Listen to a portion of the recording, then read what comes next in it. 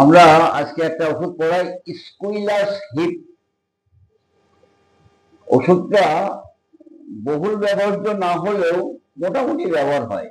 আবার আমাদের মধ্যে আমরা যারা আছি, অর্শের নাম শুনলেই স্কুইলাস লাগিয়ে দাও, স্কুইলাস দাও, তারপর কলিনসোনিয়া দাও, রেটানহিয়া দাও, পিওনিয়া দাও, এইরকম মোটামুটি সাইনেক্স দাও। তো আমরা লক্ষণ সকল কিন্তু খেয়াল করি না, ওই অর্শ পায়খানাটা দিয়ে রক্ত পড়ছে আর অমনি দিয়ে দাও। কিন্তু প্রত্যেক ঔষধের কিন্তু একটা বিশেষত্ব থাকে, সেইটা আমাদের শিক্ষণীয়। আর সেইটা না জানতে পারলে, সেইটা রোগীর মধ্যে থেকে বের না করতে পারলে, সেইটা বুঝতে না পারলে ওষুধ নির্বাচন করা আমাদের কাছে তমাচ্ছন্ন হয়ে যায়, অন্ধকারের মধ্যে ডুবে যায়। অশ্বরোগের নাম শুনলে অন্যান্য ঔষধের সাথে আমাদের স্কুইলাস ওষুধটার নাম মনে পড়ে, কিন্তু অশ্বরোগের সাথে যদি রোগীর কোমরের যন্ত্রণা না থাকে, তাহলে স্কুইলাস হিপ ব্যবহার করা যুক্তির মধ্যে পড়ে না, বুঝলে? এবং সেক্ষেত্রে এই ওষুধ সাধারণত কাজই করে না। তাহলে কি পাবো এখানে? বিষয়টা হচ্ছে কোমরের যন্ত্রণা। কেমন কোমরের যন্ত্রণা? তাই সেই কোমর যন্ত্রণাটা যদি আমরা এখানে যাচাই করে বের করতে পারি, যাচাই শব্দ অনুসন্ধান করে বের করতে পারি, তাহলে কিন্তু আমরা অনেক সময় বাত হোক, কোষ্ঠবদ্ধ হোক, কোষ্ঠকাঠিন্য হোক, অর্শ হোক, এই সকল রোগের সাথে রোগীর হাঁটা চলার সময় কোমর থেকে উরুদেশ পর্যন্ত একটা যন্ত্রণা, এটাই কিন্তু স্কুইলাস হিপের পথ প্রদর্শক লক্ষণ। তাহলে বোঝা গেল, অর্শ হোক, বাত হোক, পিরিয়ডিক্যাল কোনো সমস্যা হোক, কোষ্ঠকাঠিন্য হোক, যে রোগই হোক না কেন, যদি সেই রোগের সাথে কোমর থেকে যন্ত্রণা শুরু হয়ে উরুদেশ পর্যন্ত নেমে যায়, এমন অবস্থা যদি আমরা লক্ষ্য করতে পারি, তাহলে আমরা স্কুইলাসের কথা মনে করব। এইবার এর সাথে কিন্তু সংযোগ করতে হবে আমাদের মডালিটিসটা, কখন যন্ত্রণা, কি যন্ত্রণা, কেমন যন্ত্রণা। আচ্ছা, এইবার আমি তোমাদের একটা ভালো বিশেষ কথা বলে আমার অভিজ্ঞতাটা তোমাদের সাথে শেয়ার করছি। রোগীর যকৃৎ শিরায়, অর্থাৎ পোর্টাল ভেন, আমাদের যে পোর্টাল ভেন আছে লিভারের মধ্যে দিয়ে যে ভেনটা প্রবাহ হয়, তাকে আমরা পোর্টাল ভেন বলি বা যকৃৎ শিরা বলি। যকৃৎ শিরা বা পোর্টাল ভেনের মধ্যে দিয়ে যদি রক্তটা ধীর গতিতে প্রবাহ হয়, অর্থাৎ সঠিক প্রবাহ না হয়, তাহলে তলপেটে, লিভারে, হৃদযন্ত্রে, মাথায় বা শরীরের নিম্ন অঙ্গে একটা ভার বোধ উৎপন্ন হয়, একটা ভার। লিভারটা মনে হচ্ছে একটা ভারী ভারী বোধ, হৃদযন্ত্রটা এখানে একটা ভার বোধ, নিম্ন অঙ্গটা একটা ভারী বোধ, তলপেটটা ভারী বোধ। এই ভার বোধ হওয়া কিন্তু কম বেশি থাকেই, তার কারণ পোর্টাল ভেনের মধ্যে রক্তটা ধীর প্রবাহ হচ্ছে। কেন হয় প্রশ্ন আছে। দেখা যায় কোন ক্রমে ইনলার্জমেন্ট লিভার যাদের আছে, অর্শটা তাদেরই হয়। আর ইনলার্জমেন্ট লিভার থাকলে সেই পোর্টাল ভেন দিয়ে রক্তটা প্রবাহ সঠিক হয় না, ধীর গতিতে প্রবাহ হয়। তাই ধীর গতিতে প্রবাহ হলে কি হয়? দেখা যায় সেই ক্ষেত্রে রক্তের গতিটা যদি প্রবাহ সঠিক না হয়, তাহলে নিম্ন অঙ্গে, অর্থাৎ পোর্টাল ভেন, আমাদের পেরিনিয়াম থেকে যে ভেনগুলি একত্রিত হয়ে পোর্টাল ভেন নাম নিয়ে পৌঁছে গেছে, সেই ভেন অর্থাৎ মলদ্বারের ওখানে যে ভেনগুলি আছে, সেই ভেনগুলি ফুলে যায়। তাহলে অর্শটা আমরা দেখতে পাই কোথায়? মলদ্বারে। রোগটা কোথায়? লিভারে।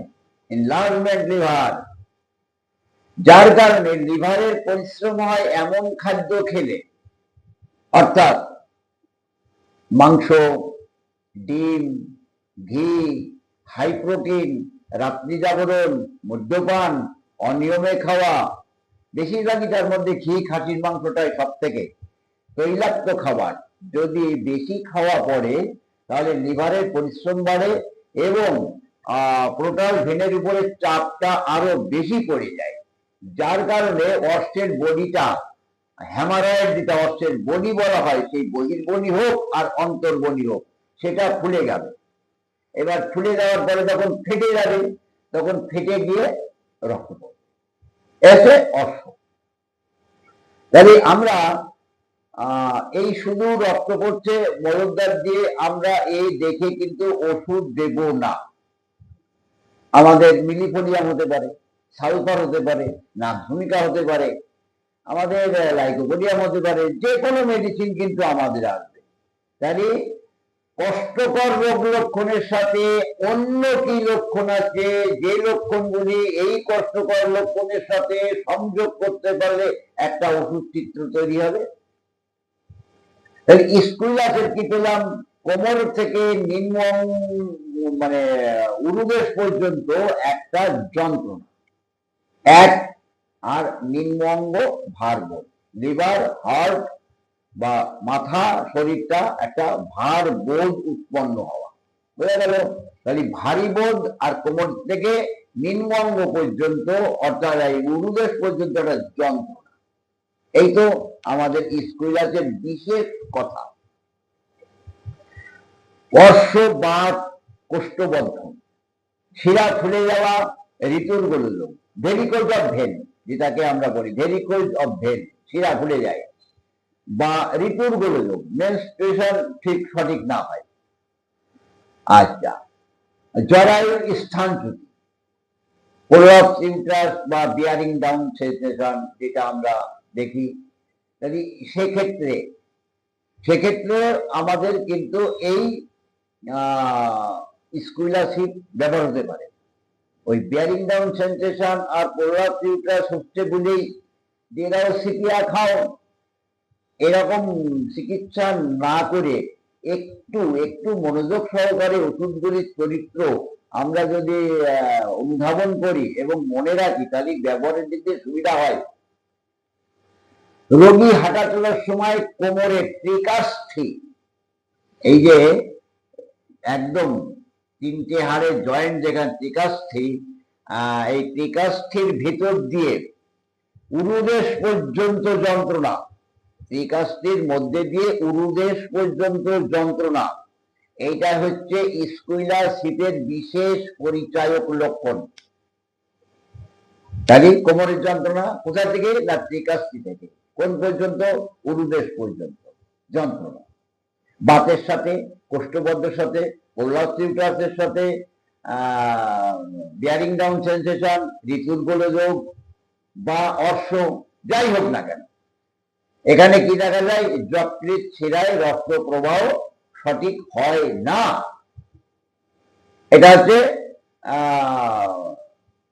মানে প্যাথোলজিক্যাল যেটা বলছি। এখানে রিপোর্ট করলে, ইউএসজি করলে ইনলার্জমেন্ট লিভার, লিভারের চর্বি, এগুলি পাওয়া যায়।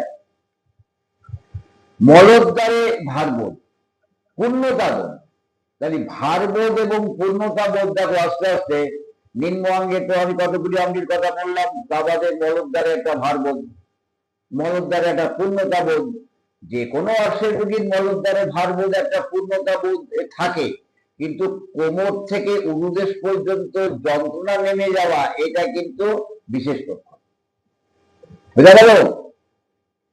এইবার উত্তাপে উত্তাপবোধ, পূর্ণতাবোধ, উত্তাপবোধ। উত্তাপবোধ তো হবে, যেখানে ইনফ্লামেশন হবে সেখানে একটা উত্তাপবোধ হবে, সেখানে একটা পেন হবে, একটা যন্ত্রণা হবে।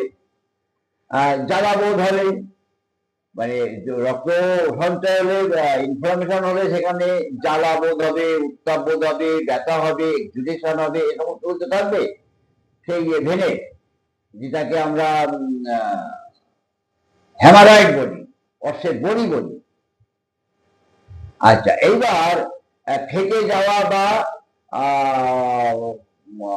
কেটে যাওয়া বা ফেটে যাওয়া চুলকানি, মলদ্বার ফেটে যায়, অনেক সময় মলদ্বারে চুলকানি থাকে, অনেক সময় লোকের টিউকিরিয়াম দিয়ে দিল, না জেনে শুনে দেখা গেল হয়তো কিডনির ওষুধ একটা খাইয়ে দিল, মানে কেমন যেন ট্রিটমেন্ট। তোমরা তো খেয়াল করছো যে সমস্ত রুগীগুলি আছে, যে রুগীটাকে আমরা এক্ষুনি দেখলাম ধরো 124 পালস রেট, সেও তো ডাক্তাররা দেখছে, একবারও মেপেও দেখিনি, একবার হাত দিয়ে নাড়ি ধরে মেপে দেখিনি যে এই রুগীটার পালস রেট কত, কদিন বাঁচবে তা তো ঠিক নেই। যাই হোক, রুগীকে পূর্ণাঙ্গভাবে অবজার্ভ করা দরকার। তাহলে মলদ্বারে চুলকানি, মলদ্বার ভারবোধ, মলদ্বারে মানে জ্বালা, সেখানে যন্ত্রণা, আর চুলকানি থাকতে পারে, মলদ্বার ফাটা, যাকে ফিসার বলা হয়, ফিসার থাকতে পারে, পাইলস থাকতে পারে। আচ্ছা, কাটিকুটি বা সুচ ফুটানোর ন্যায় যন্ত্রণা, কাটিকুটি বা সুচ ফুটানোর ন্যায় যন্ত্রণা, আত্ম অনুভূত লক্ষণের মধ্যে আমি কি পেলাম?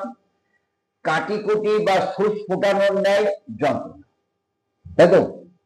চুলকানি, জ্বালাবোধ, ভারবোধ, পূর্ণতাবোধ, আর ব্যথা, সাথে রক্তস্রাব। তাহলে কাটিকুটি ফুটানো এবং পিন ফুটানোর ন্যায় যন্ত্রণা, অনেক সময় আমাদের নাইট্রিক অ্যাসিডের কথা মনে পড়ে যায়, কিন্তু নাইট্রিক অ্যাসিডে এইরকম কোমরের যন্ত্রণা নেই, বুঝলেন?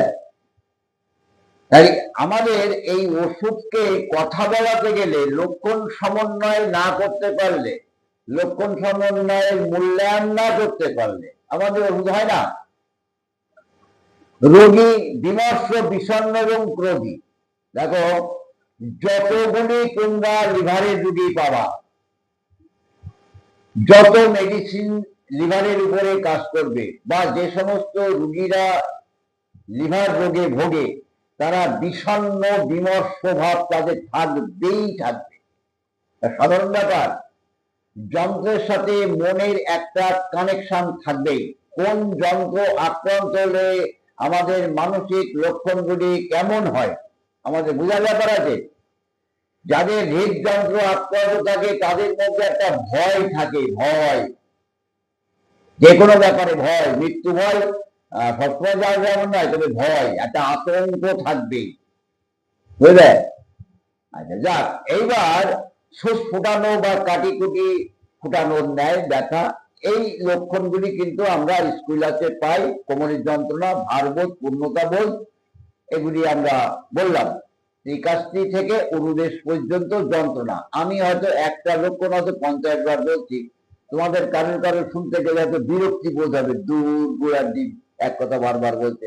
এক কথা বারবার বলেও তো মানুষকে পথে আনা যায় না, তাও বলি, স্বভাব। আচ্ছা, গর্ভাবস্থায় অর্শ, গর্ভাবস্থায় অর্শ, প্রেগনেন্সি পিরিয়ডে অর্শ হয়, সেখানেও কিন্তু আমাদের ভ্রূণ ডেভেলপমেন্ট হলে, ইউট্রাস ডেভেলপমেন্ট হয়, তার ফলে অনেক সময় আমাদের এই পোর্টাল ভেনের উপরে চাপ পড়ে, এবং তখনও গর্ভাবস্থায় কিন্তু আমাদের অর্শ উৎপন্ন হয়। এক, আবার মায়েদের ডেলিভারি হয়ে যাওয়ার পরে সিজারিয়ান সেকশন করে বাচ্চা ডেলিভারি হওয়ার পরে অ্যালোপ্যাথি ওষুধ, অ্যান্টিবায়োটিক আর পেন কিলার খাওয়ানোর ফলেও প্রচুর সংখ্যক রোগীদের মধ্যে কিন্তু অর্থ তৈরি হয়। ফেরন ঘটিত আয়রন মার্কা ওষুধ, অ্যান্টিবায়োটিক ওষুধ আর পেন কিলার খাওয়ানোর ফলেও কিন্তু এইরকম আর্টিফিশিয়াল ডিজিজ উৎপন্ন হয়। আর গর্ভাবস্থায় ওষুধ ছাড়া যে অর্শটা উৎপন্ন হয়, সেখানে ভ্রূণের চাপে পড়ে আমাদের পোর্টাল ভেনের উপরে চাপ পড়ে অর্শ উৎপন্ন হয়। গর্ভাবস্থায় অর্শ বা কোষ্ঠবদ্ধের সাথে এমন কোমরের যন্ত্রণা, বা শুধুমাত্র গর্ভাবস্থায় এমন কোমরের যন্ত্রণা, গর্ভাবস্থায় কোমরের যন্ত্রণা, অর্শ অবস্থায় কোমরের যন্ত্রণা, কোষ্ঠবদ্ধ অবস্থায় কোমরের যন্ত্রণা, আমরা কিন্তু স্কুলাসিটির কথা মনে করতে পারি, বোঝা গেল? আর কোষ্ঠবদ্ধ হয়েছে বলেই ওই অ্যালুমিনা খাও, গ্রাফাইটিস দাও, সালফার দাও, তাতে যদি না কমে তাহলে ডালকোলাক্স খাওয়াও, তাতে যদি না কমে তাহলে কবঝার খাওয়াও, এই সমস্ত কিন্তু চিকিৎসা পদবাচ্য নয়। আচ্ছা, দেখা যাচ্ছে শৈরিক বা শৈরিক শিরার শৈরিক যে রক্তাবরণ, পোর্টাল ভেন, শৈরিক বা শিরার মধ্যে রক্ত সঞ্চয়ের ফলে শিরাগুলি বেগুনি বর্ণ ধারণ করে। অশ্বের বডিটা অনেক সময় বেগুনি বর্ণ ধারণ করে, তার মানেটা কি? রক্ত প্রবাহ ঠিক হচ্ছে না। রক্ত যদি প্রবাহ ঠিক না হয়, সঠিক মাত্রায় যদি সেগুলি অক্সিজেনের সাথে কানেকশন না হয়, তাহলে বেগুনি বর্ণ ধারণ করবে। বুঝে গেল? কালচে হয়ে যায়, বেগুনি বর্ণ ধারণ করে বা কালচে হয়ে যায়। তাই গর্ভাবস্থায় অশ্ব বা কোষ্ঠবদ্ধের সাথে কোমরের যন্ত্রণা বা শুধুমাত্র গর্ভাবস্থায় এমন কোমরের ব্যথা যদি থাকে, তাহলে আমাদের কিন্তু অন্যান্য লক্ষণ যদি না থাকে, তাহলে স্কুইলাস হেড কিন্তু আমাদের ব্যাপার। আচ্ছা, থাকে এই পর্যন্ত।